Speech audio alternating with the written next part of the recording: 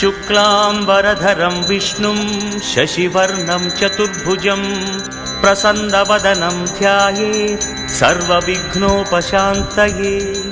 यस्य द्विरदवक्त्राद्याः पारिषद्याः परश्शतं विघ्नं निघ्नन्ति सततं विश्वक्सेनं तमाश्रये।